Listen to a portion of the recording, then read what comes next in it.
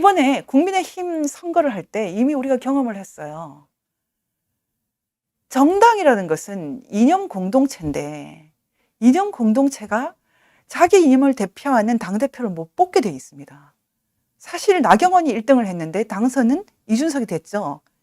이런 식으로 결정된 여론조사 기관이 결정을 해 주는 겁니다. 그러면 국민의힘이 2,000 명을 받고 싶었어요. 그런데 SK, KT, LG U+에서 제공해 주는 갖고 오는 번호는 30배까지만 갖고 올 수 있어요. 6만 명. 6만 명 속에 우리가 모든 뜻을 다 국민의 뜻을 받아야 됩니다. 제가 마음이 참 슬픈 건 이거예요, 여러분.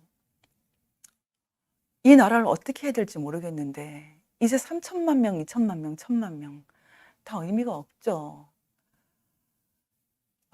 이제 통신회사가 제공해 주는 이 번호가 이제 우리나라를 통치하는 이제 통치 그룹이 되는 건데 이 번호들이 오염이 안 된다는 보장이 여러분 있습니까?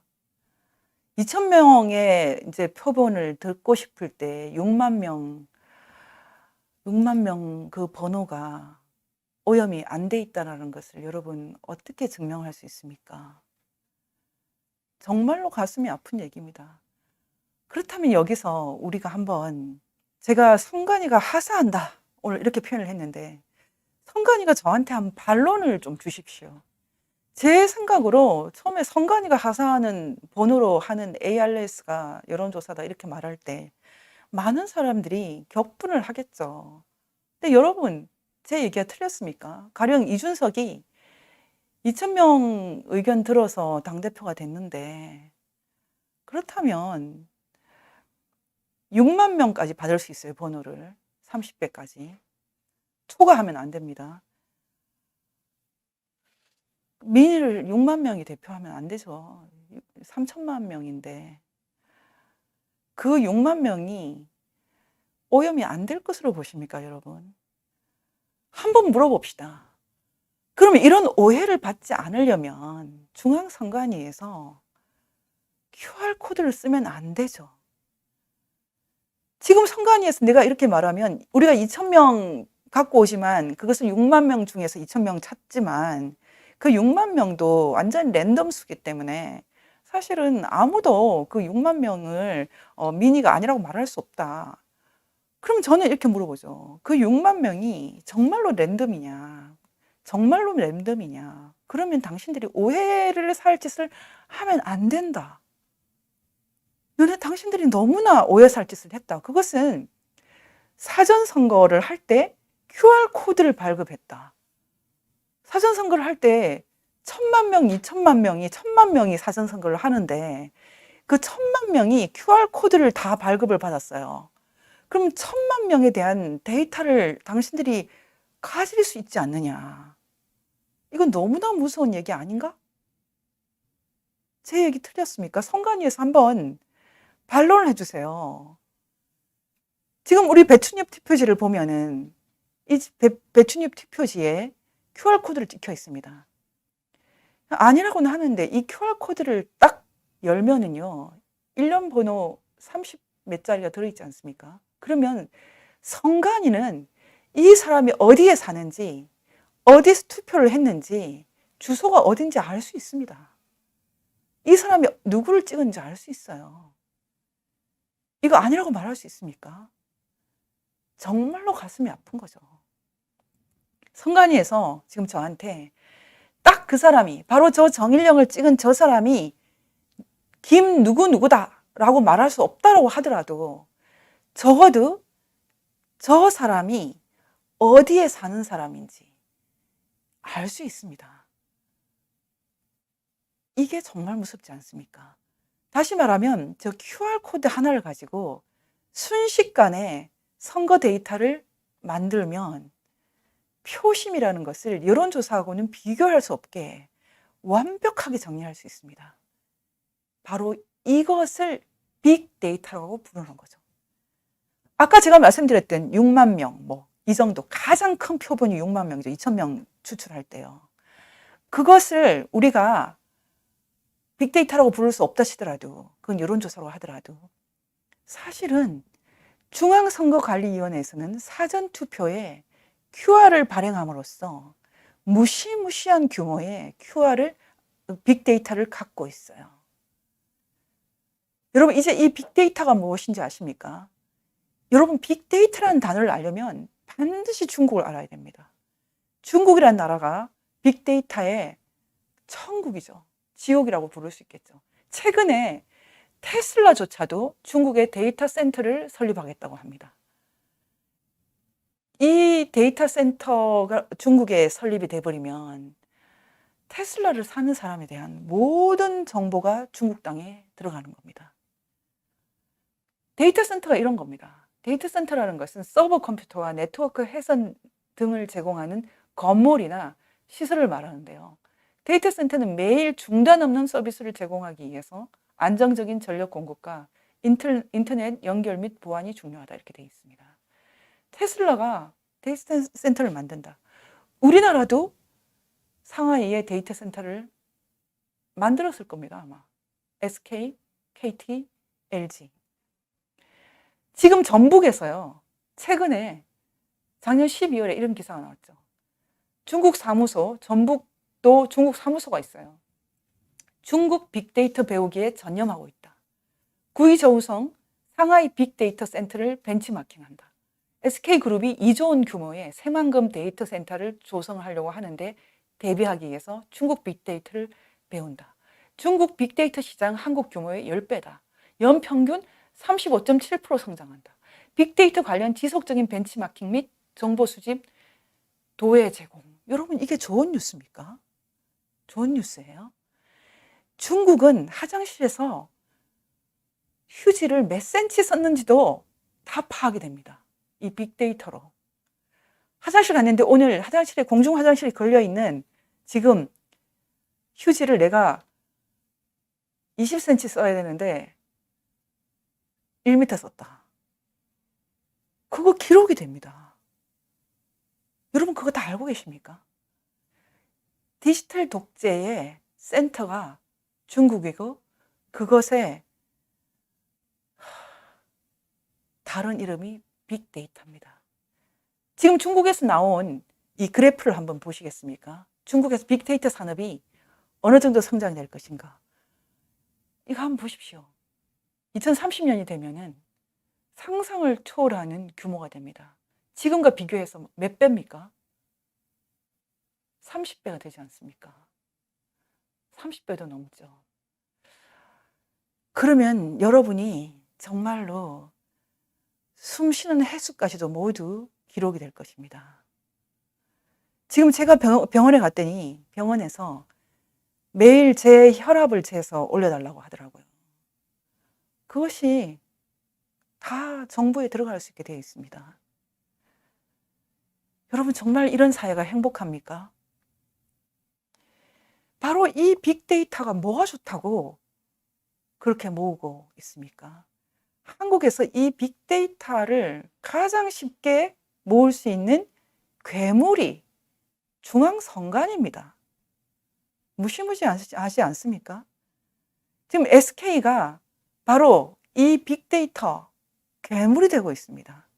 이 SK가 제공해주는 전화번호로 ARS를 돌리고 그것을 여론조사라고 하고 그것으로 당 대표를 뽑고 그것으로 대통령 후보를 뽑습니다.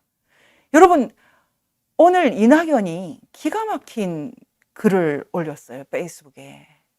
뭐라고 되어 있는 줄 아십니까? 지금 국민의힘 내부에서 정홍원 경선관리위원장이 역선택을 하지 마라. 역선택을 막기 위한 뭔가를 해야겠다. 이렇게 한 것에 대해서 이낙연이 논평을 했어요. 제목이 야당의 이상한 흐름입니다. 다른 정당의 일이긴 합니다. 그래도 마음에 걸립니다. 국민의힘 일각에서 주장하는 역선택 방지 조항의 도입은 민주주의의 작동 과정을 다시 생각하게 만듭니다. 지난달에는 국민의힘 지도부 안에서 민주당 경선 역선택을 주장하는 듯한 일이 있었습니다. 이번에는 호남에서 어느 후보 지지가 높게 나온다 해서 역선택 운운하고 있습니다. 호남에서의 지지도 국민의 정당한 의사입니다. 여러분, 이 말이 무슨 뜻인지 혹시 알고 계세요? 유승민이 뭐라고 말했습니까? 유승민이 비슷한 말을 했어요. 경선 룰 토시 하나 바꾸지 말라. 국민의힘 역선택 논란의 갈등 격화. 국민의힘 유승민 대선 예비후보가 31일 오전 국회 소통관에서 역선택 방지 조항 재검토 계획을 밝힌 정홍원 국민의힘 선거관리위원회의 사퇴를 요구하고 있다. 여러분, 이게 무슨 뜻인지 혹시 알고 계세요? 역선택. 여러분, 이 얘기는 2002년, 3년에도 나온 얘기입니다. 2002년 경향신문 기사를 한번 보시겠어요? 2002년 11월 19일에 역선택 논리는 어불성설이다. 역선택의 화두다.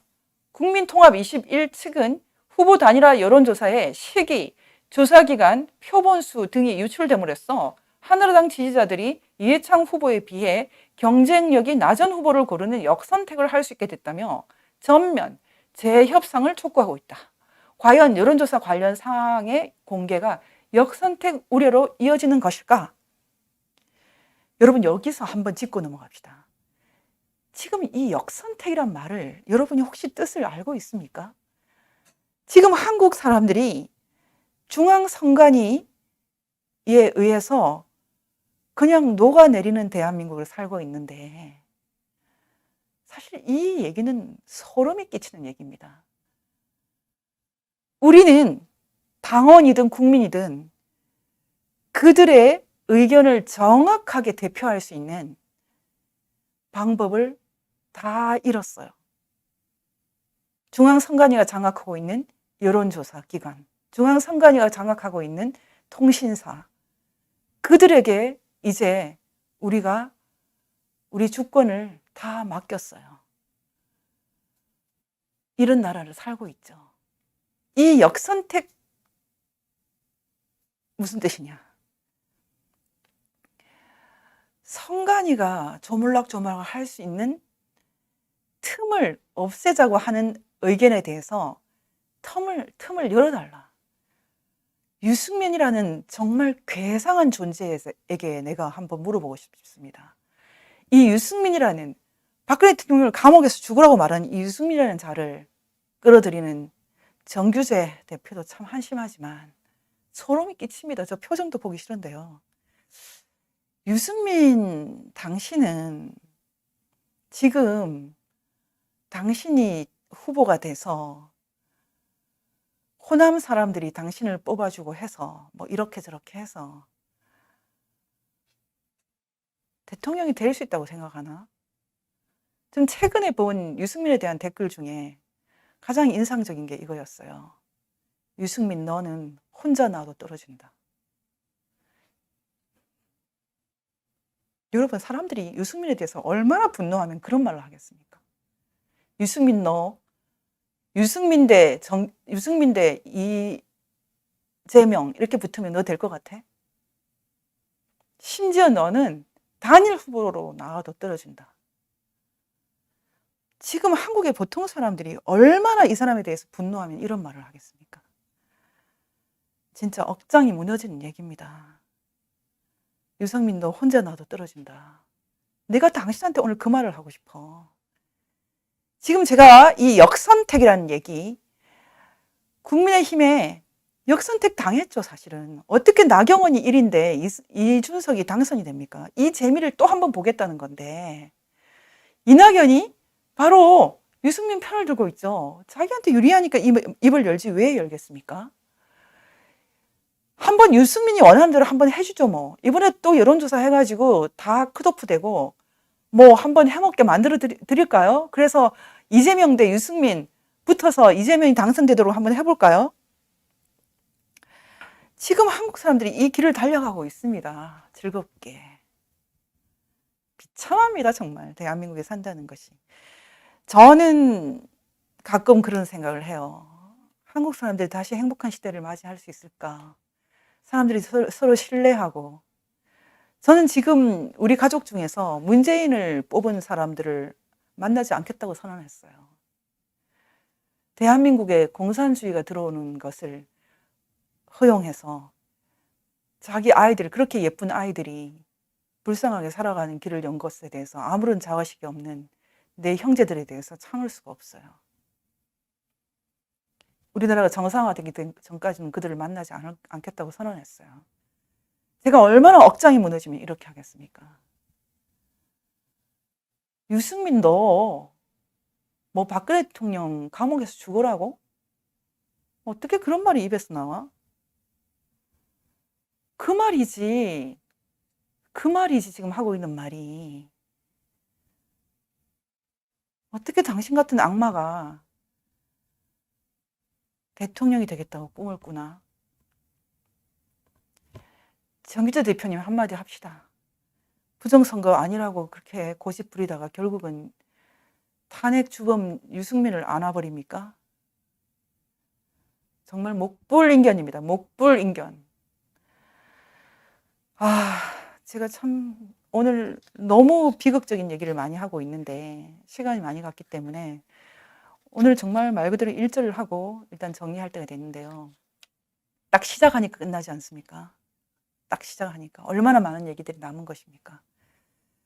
제가 오늘 이제 딱 시작하니까 끝이 나는데 지금 1시간이 넘어버렸어요. 이 얘기로 좀 정리를 해야겠습니다. 오늘 지금 저는 중앙선관위가 어떻게 해서 괴물이 됐는지 그 메커니즘을 설명하기 위한 첫 삽을 떴는데 많은 얘기들을 남겼고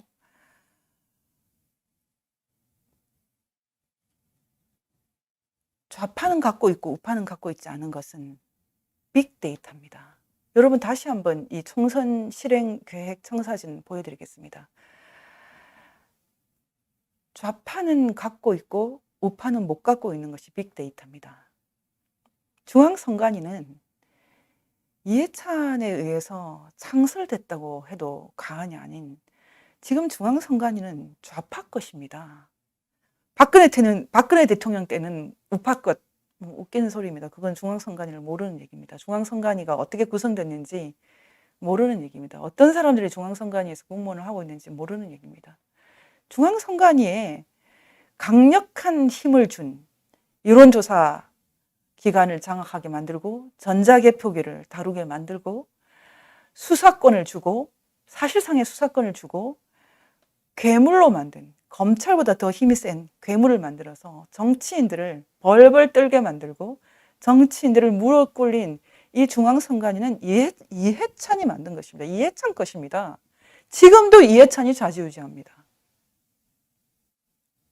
이 중앙선관위가 법에도 허용되지 않는 QR코드를 발급을 해서 거대한 빅데이터, 1000만 단위의 빅데이터를 갖고 여의도 연구원이 죽었다 깨나도 할 수 없는 전국, 종로부터 서귀포까지의 완벽한 민심을 읽어냅니다. 그것이 바로 이근영 판세표입니다. 완벽한 민심을 읽어서 그리고 거기서 적어도 경합이나 우세 경합에 있는 후보들을 당선권으로 갖고 오려면 몇 표만 보정하면 되는지를 정확하게 계산을 해서 새로 판때기 하나를 만들었죠. 그게 바로 기본 판세표입니다. 보정값까지 완벽하게 계산했죠. 빅데이터 있으면 저도 할 수 있죠. 계산기만 있으면 할 수 있어요. 제가 오늘 여러분에게 하고 싶은 말이 이것입니다.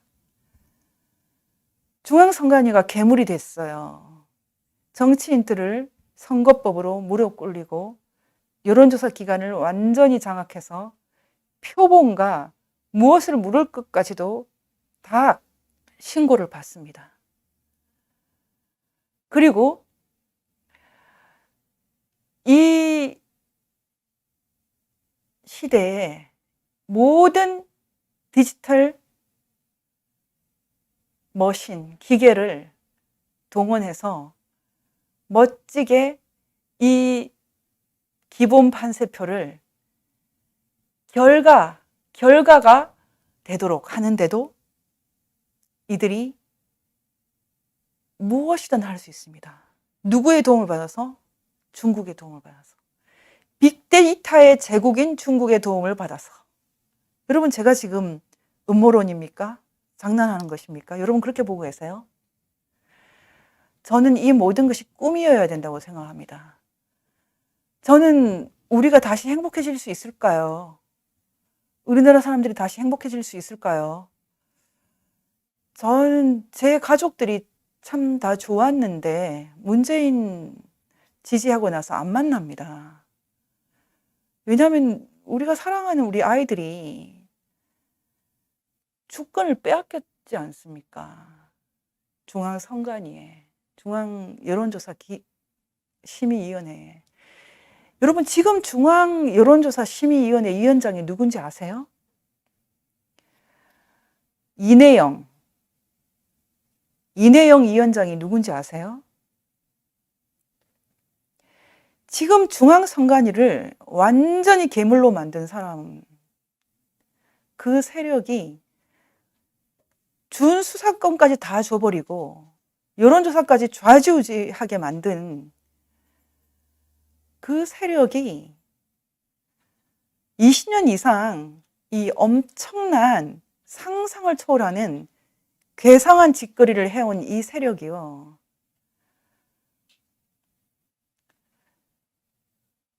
지금 무슨 짓을 하고 있습니까?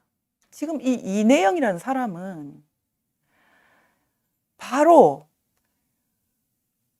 문재인 당선 때, 전자개표기로 문재인이 당선될 때 그 캠프에서 여론조사를 담당했던 바로 그 사람입니다. 문재인이 아니라 노무현이 2003년에 대통령이 될 때 노무현 캠프에서 여론조사를 담당했던 그 사람이 2021년 지금 현재의 중앙선거 여론조사 심의위원회 위원장입니다. 그런 상황에서 무슨 공정이 있고 무슨 제대로 된 선거가 있습니까? 최재형 원장님이 이번에 정치판에 뛰어들 때 사모님이 그렇게 말씀하시더라고요. 이 아사리판에 남편이 나가는 것이 너무 싫다. 야, 진정한 아사리판에 들어왔는데 이 아사리판의 속살이 이겁니다. 이거 지금 제가 드린 말씀입니다. 이내영이라는 사람은 2003년 노무현이 대통령이 될 때 바로 이 여론 조물락거리던 그 사람입니다. 이제 아시겠습니까? 이내영 씨 얼굴 보여드릴까요, 여러분? 뭐 간단합니다. 네이버에 지금 검색하면 바로 나옵니다. 제가 이 이내영 씨의 그 프로필을 보면서 웃음이 나왔어요. 이거 한번 보시겠어요? 이스콘신 대학 메디슨 캠퍼스에서 박사. 이스콘신 대학 메디슨 캠퍼스 그러면은 좌파 사회학자들의 산실입니다. 강정구 사회학자. 위스콘신 메디슨 캠퍼스. 그러면 좌파 사회학자들의 거의 뭐 온상이라고 할 수 있죠. 바로 그 사람이 지금 바로 이 사람이 노무현 대통령 될 때 그 캠프에 있었던 여론조사 담당자 이 사람이 2021년 현재 제4대 중앙선거 여론조사 심의위원회 위원장입니다. 와, 이 사람한테 국민의힘 이제 운명을 맡겨야 되네요. 기가 막힌 스토리입니다. 저도 이 강의를 하면서 땀이 납니다. 땀이. 우리나라가 어떻게 하다 이렇게 됐나. 지금 여러분, 한국 이 여론조사 기관은 여론조사 회사도 그렇고요. 선거 관련된 여론조사 기관은 다 정치판입니다. 정치판 한마디로. 한때 노무현 때 본격적으로 시작된 일이죠. 노무현 때 이 빅데이터에 거의 그때 당시는 빅데이터라는 단어를 쓰지 않았어요. 빅데이터라는 단어를 본격적으로 쓴 인물은 우리나라에서는 고한석입니다. 이 고한석은 이런 말을 했어요. 이 인터뷰를 하면서 기존의 선거 데이터를 모은다는 것은 어떻게 보면 모을 수 있는 정도에 국한되지만 빅데이터라 하는 것은 사실상 모든 유권자들의 데이터를 모으는 것이다. 예를 들면 인구가 15만이라면 사실상 15만 것을 다 모으는 것.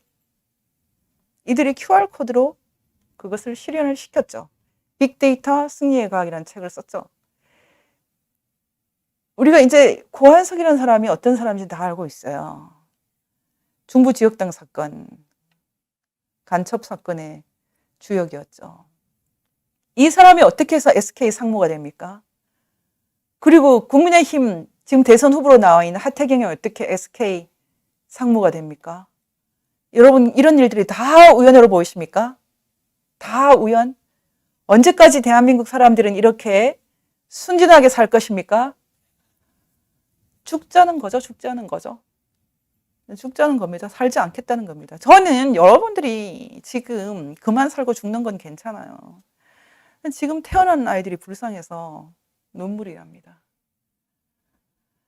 1980년대 영혼을 잃어버린 자들이 결국은 아이들의 미래까지도 모두 다 뺏어 먹고 나라를 문을 닫아버렸어요.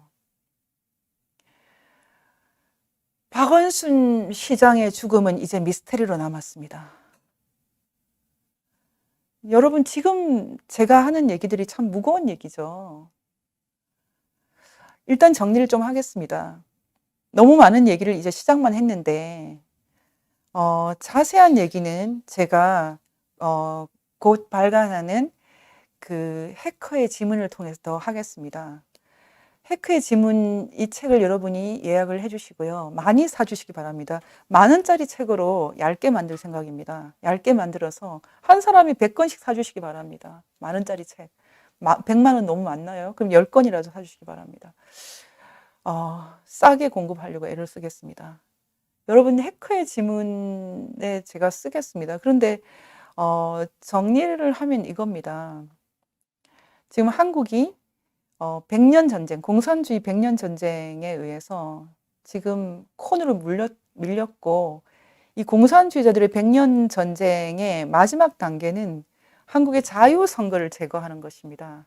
자유선거를 제거하기 위해서 중앙선관위를 괴물로 만들었습니다. 수사권을 주고 조사권을 주고 그리고 여론조사를 관장하게 만들고 전자개표기를 사용하게 만들고 그것을 전 세계에 수출하게 만들었습니다.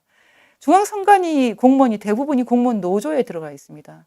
공무원 노조의 머릿속에 무엇이 들어있겠습니다. 공무원 노조의 그 노조에서 역사를 가르치는 사람이 주사파 역사학자였습니다. 박세길, 다시 쓰는 한국현대사. 다시 쓰는 한국현대사는 대한민국은 태어나지 말아야 되는 나라라고 규정하고 있습니다. 대한민국이 태어나지 말아야 된다고 생각했던 그 세대가 지금 합법적으로 대한민국을 손에 넣고 녹여버렸어요. 그것이 바로 중앙선거관리위원회의 괴물화입니다. 괴물화. 중앙선거관리, 지금 우리는 부정선거 규명을 할 때 괴물과 싸우고 있습니다. 그 괴물은 대법원도 협박할 수 있고요. 그리고 이제 저도 협박하겠죠. 저는 그런 게 안 통합니다. 난 당신들의 머릿속을 들여다보고 있네. 너무 빤하지 않나요? 당신들이 기본적으로 너무 무지하고 무식하니까 알기가 너무 쉬워요. 너무 빤해요. 정리하겠습니다. 지금 역선택 어떻고 하는데 결국 이준석, 유승민, 하태경 니네들이 하는 짓이라는 게 결국은 또 중앙선관위와 짜고 여론으로 한번 해먹겠다는 거잖아. 내가 유승민 당신한테 이 말을 하고 싶어요. 당신은 단일 후보로 나와도 떨어집니다. 100%. 단일 후보로 나와서 50% 넘으면 당선으로 하자라고 했을 때 100% 떨어집니다. 이제 정치판에서 나가주세요. 대한민국 역사에서 가장 부끄러운 이름으로 남을 것입니다. 유승민. 그리고 뒤에서 고한석 등가 짜고 대한민국을 못질하는 하태경 나가주세요. 아무것도 모르고 형님들한테 당하고 있는 이준석 나가서 일단 돈부터 벌어라 너는. 이렇게 돌아다니지 말고 열심히 택시 운전을 해서라도 돈부터 벌고 결혼도 하고 아이도 낳고. 저는 요즘 대한민국에 살면서 특히 이 부정선거 문제를 다루면서 마음에서 피가 납니다, 여러분. 마음에서 피가. 우리가 다시 행복한 시대로 돌아갈 수 있을까? 대한민국 사람들이 깔깔대면서 가족이 서로 사랑하면서 살 수 있을까? 응답하라 1988 같은 시대를 다시 살 수 있을까요? 우리는 한 세상을 잘 살았고 나는 천국에 대한 소망이 있어서 행복한데 이제 대한민국에 살아갈 아이들이 북한 아이들처럼 되면 어떡하지? 그런 걱정이 됩니다. 여러분, 우리가 이 어두운 시대를 이기는 길은 한 가지밖에 없습니다, 지금. 부정선거 규명을 하는 것입니다. 한교안 대표님께 제가 오늘 한마디 하고 싶습니다. 저는 한교안 대표님을 좀 도와드리고 싶은데, 한 대표님 공부 좀 하십시오. VON 강의 다 들으세요. 공산주의자들은 자유민주주의를 극우라고 부릅니다. 지금 국민의힘에서 극우를 배제하겠다는 것은 자유민주주의를 배제하겠다는 것입니다. 아무리 경험이 없어도 정말 주사파가 무엇인지 공부하십시오. 주사파가 헷갈리면 되게 쉽습니다. 제가 딱 쉽게 가르쳐 드릴게요. 주사파는 북한이다. 김일성 세력과 똑같다. 이렇게 생각하시면 하나도 안 헷갈립니다. 제가 얼마 전에 그 탈레반 전문가랑 얘기를 나누는데 물어봤어요. 탈레반 전문가한테 물어봤어요. 요즘에 한국에서 주사파 탈레반 뭐 이런 게 유행이다. 어떻게 생각하냐 그랬더니 탈레반은 당당하다. 악마지만 당당한 악마들이다. 자기 종족을 위해서 그냥 목숨을 건다. 근데 주사파들은 두더지처럼 일하지 않느냐. 대한민국에 두더지처럼 들어와서 두더지처럼 모든 영역에서 두더지처럼 합니다. 중앙선관위가 괴물이 된 것도 30년에 걸쳐서 두더지처럼 된 것이고요. 부정선거가 지금 2020년에 들켰지만 부정선거가 이렇게 된 것도 수십 년에 걸친 두더지 같은 공작이 있었던 거죠. 제가 오늘 드린 말씀이 저는 다 꿈이어야 한다고 생각합니다. 다 음모론이어야 한다고 생각합니다. 저는 이것이 현실인 것이 너무 가슴이 아프거든요. 여러분 우리 모두 부정선거를 규명했으면 좋겠습니다. 4.15는 부정선거였습니다.